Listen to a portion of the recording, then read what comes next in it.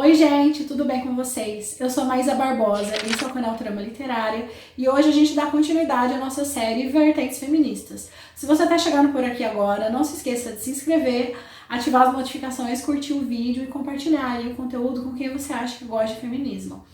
Bom, a gente está na quarto vídeo da série, a gente já tem um sobre feminismo marxista, feminismo radical, feminismo liberal e hoje a gente chega aí então para falar sobre feminismo interseccional.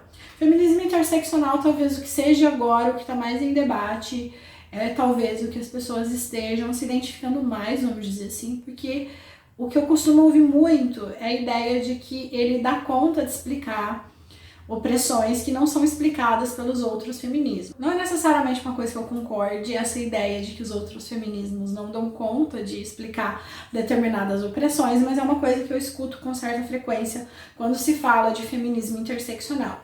O feminismo interseccional ele tem uma história que é longa, apesar dele estar sendo mais debatido agora, mas a gente tem uma história do pensamento interseccional. Então, antes de a gente ter um feminismo interseccional, a gente tem um pensamento interseccional e que vai cunhar e que vai fazer com que hoje a gente tenha uma vertente feminista que seja chamada feminismo interseccional. No meu ponto de vista, acho que talvez uma das coisas mais interessantes do feminismo interseccional é a ideia, é a possibilidade da gente conseguir dialogar um pouco melhor com realidades que não são as centrais, né? Então a gente tem um processo aí de importar pensamento estadunidense, de importar pensamento europeu, mesmo quando a gente está falando de feminismo.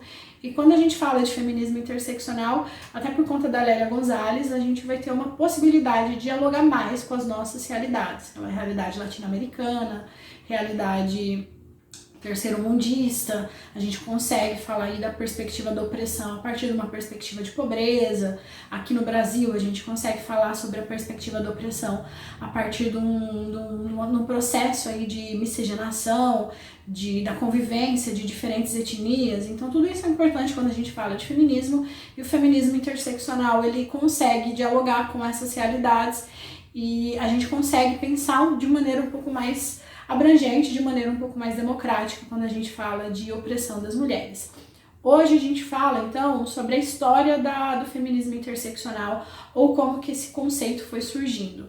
Eu vou partir especificamente do texto do Carlos Eduardo Henning, que tem um texto intitulado Interseccionalidade e Pensamento Feminista, as contribuições históricas e os debates contemporâneos acerca do entrelaçamento de marcadores sociais da diferença. Eu peguei esse texto especificamente porque eu acho que ele faz uma abordagem histórica muito clara e muito bem delineada, e que foi pelo menos o que eu achei de melhor assim quando a gente fala sobre história do feminismo interseccional. De maneira muito rasa, para a gente conseguir aprofundando posteriormente, a gente pode entender que o feminismo interseccional é um feminismo que considera diferentes marcadores de opressão, que vai considerar a questão de sexo ou de gênero, que vai considerar a questão de classe e que vai considerar a questão de raça. Então é como se a gente tivesse 3 marcadores de opressão, e quando a gente fala da opressão das mulheres, a gente precisa considerar a existência desses 3 marcadores. Só que o que se esquece costumeiramente, como vai dizer o texto, esse feminismo ele surge especificamente dentro do pensamento de militantes e de ativistas e de feministas negras. É um feminismo que surge a partir da resistência e a partir do envolvimento nas lutas políticas das mulheres negras, especificamente. Surge dentro desse contexto, especialmente nos Estados Unidos. Então isso é essencial quando a gente fala do feminismo interseccional, porque senão fica parecendo que é só uma análise aí desses marcadores de maneira que cada um vai atingir diferente cada sujeito, cada homem, cada mulher, mas necessariamente esse pensamento surge dentro de um cenário muito específico. A gente pode delimitar a consolidação desse feminismo, do feminismo interseccional, ali mais ou menos em 1970, nos Estados Unidos, especialmente a partir da não identificação das mulheres negras com o feminismo que era vigente naquela época. A gente já discutiu outras obras que falavam sobre isso aqui, já falamos de Angela Davis, já falamos muito de Bell Hooks, então tem vários vídeos das duas por aqui, e a gente já percebeu que nos Estados Unidos naquele momento era muito difícil as mulheres negras se sentirem reconhecidas dentro dos movimentos feministas, porque elas eram excluídas de fato. Então, quando elas iam falar da opressão que elas sofriam, as mulheres brancas de classe média alta, mulheres ricas, que eram quem predominavam naquele momento, nesse movimento, acabavam por excluir de fato, assim, tinha um processo racista explícito naquele momento, e essas mulheres acabavam que não se sentiam representadas e inclusive buscavam um espaço de acolhimento e se sentiam atacadas novamente, olha só. Então, ao invés delas buscarem ajuda e buscarem força, né, então vamos aqui se movimentar, vamos aqui lutar contra o patriarcado, contra o racismo, em relação à questão de classe e a opressão das trabalhadoras, era muito comum que essas mulheres negras chegassem nesses espaços e fossem atacadas novamente. É daí que vai vir o feminismo interseccional, porque essas mulheres vão falar, olha só, não é só luta de sexo e de gênero que a gente sofre aqui não, tem muita outra coisa que está aí por trás do processo de consolidação da opressão e a gente precisa falar disso. Um outro aspecto que também é fundamental quando a gente fala de interseccionalidade é que esse conceito ele vai surgir dentro de espaços que não eram acadêmicos. Hoje o feminismo ele tem uma cara muito mais acadêmica do que ativista e do que militante, né? Hoje o feminismo é muito mais acadêmico do que qualquer outra coisa, inclusive o feminismo interseccional. Mas naquele momento, quando essa ideia de interseccionalidade surge, não é nos espaços da academia, não é na universidade, é justamente nesses espaços de luta das mulheres. Voltando para a análise do conceito, o termo interseccionalidade ele vai ser cunhado, associado à questão do feminismo, especificamente em 1989, por uma teórica feminista estadunidense que se chama Kimberly Crenshaw. Então a palavra surge, né, aquilo que já se discutia vai ser chamado de interseccionalidade apenas em 1989. Só que, como eu falei lá atrás, essas lutas e essas discussões elas estavam acontecendo em 1970. Porque o que a gente vai saber é, por mais que não se chamasse de interseccionalidade ainda o que estava acontecendo ali, já acontecia um movimento interseccional, porque tinha um movimento aí das mulheres negras, das mulheres não brancas, que lutavam por ser incluídas nesse processo de resistência, que lutavam para participar desse processo de resistência, já tentando, já chamando a atenção dessas feministas brancas para prestar atenção em outras coisas que não fosse exclusivamente as questões de sexo e as questões de gênero. Até porque o que se tinha eram experiências muito diferentes. Enquanto que mulheres negras eram majoritariamente mulheres pobres, as feministas brancas eram majoritariamente mulheres altamente escolarizadas, mulheres de classes mais elevadas. Então, os problemas, as experiências, as vivências eram completamente diferentes. Então, quando essas mulheres começam a travar essa luta e começam a chamar a atenção das feministas brancas, necessariamente isso vai modificar muito como o feminismo vai ser desenhado a partir dali. Mas é só em 1989 que a Crenshaw vai dizer, o nome disso aqui é interseccionalidade. A gente pode dizer ainda, o texto vai dizer ainda, que antes disso já se percebiam lutas interseccionais lá na primeira onda do feminismo. Então já tem vídeo sobre isso aqui também.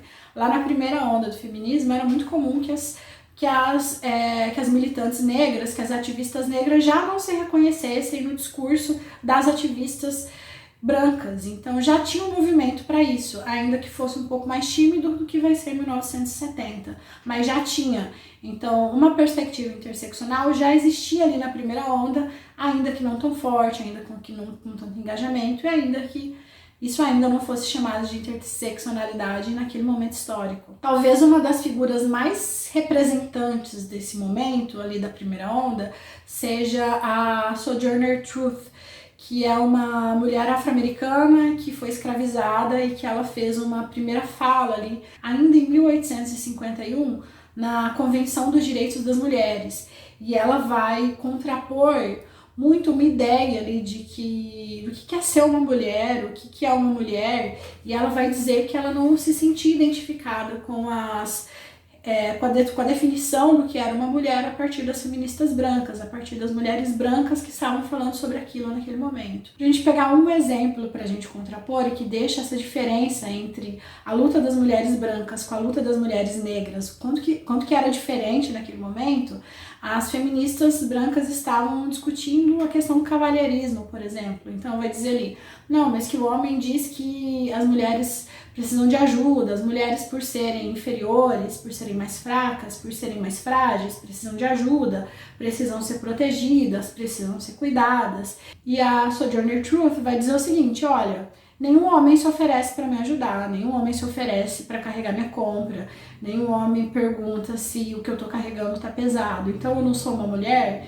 Então o texto dela é total nessa tonalidade, é dentro dessa perspectiva, para desconstruir essas ideias que eram entendidas como gerais. É como se as experiências das mulheres brancas fossem representativas das experiências de todas as mulheres. Então, as mulheres brancas se sentiam incomodadas com o fato de que não podiam trabalhar fora, porque os homens diziam que elas tinham que ficar em casa, porque eram mais frágeis, porque precisavam de cuidados, e as mulheres negras viam o seguinte: a gente trabalhou a vida inteira, então a gente não é uma mulher porque a gente trabalhou a vida inteira. Voltando então ao conceito contemporâneo de interseccionalidade, a gente pode entender que uma análise interseccional das questões de gênero, das questões de sexo, vai sempre buscar analisar de que maneira que esses marcadores atingem os sujeitos. Então a experiência de uma mulher de classe mais elevada vai ser diferente de uma mulher de classe mais baixa.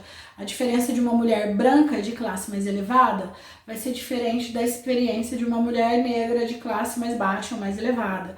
A questão de classe, a questão de raça e a questão de gênero vão estar sempre em cruzamento, né? Vão estar sempre atravessando os corpos e a definição da identidade dos sujeitos. Então, quando a gente fala em interseccionalidade, a ideia não é necessariamente analisar e ficar somando a opressão. Então, talvez esse seja um discurso um pouco equivocado, que seja muito frequente quando a gente fala de interseccionalidade.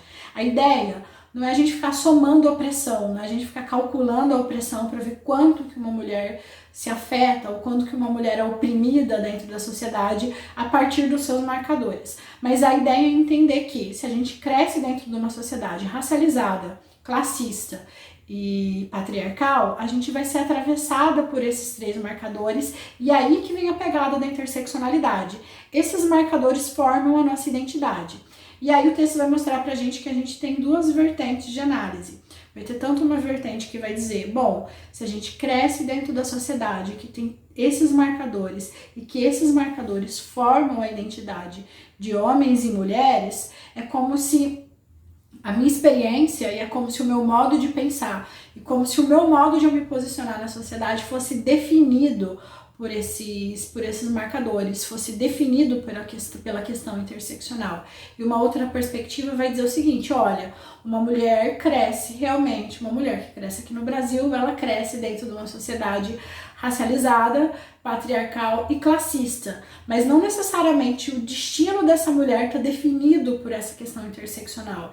Essa mulher, ela é afetada, ela vai ter boa parte da sua identidade cunhado por isso, mas essa mulher, ela também tem um espaço para agenciamento, essa mulher também tem um espaço para invenção de si e para criação de si e dentro dessa perspectiva. Então é como se a identidade da mulher fosse construída por esse caminho, mas não é de jeito nenhum determinado por ele. Eu acredito muito mais nessa segunda forma de análise. Até porque se a gente acreditar que a interseccionalidade define o nosso destino, a gente tem pouco espaço para invenção e para reinvenção de grupos oprimidos, porque é como se o destino dessa pessoa já tivesse meio que selado. Acho que não sei se ficou claro, mas a ideia de que o destino dessa pessoa está selado dependendo de como ela nasce aí dentro desse processo interseccional. Gente, é isso. Espero que vocês tenham gostado do vídeo e no próximo a gente fala aqui sobre feminismo negro. Espero vocês. Até mais!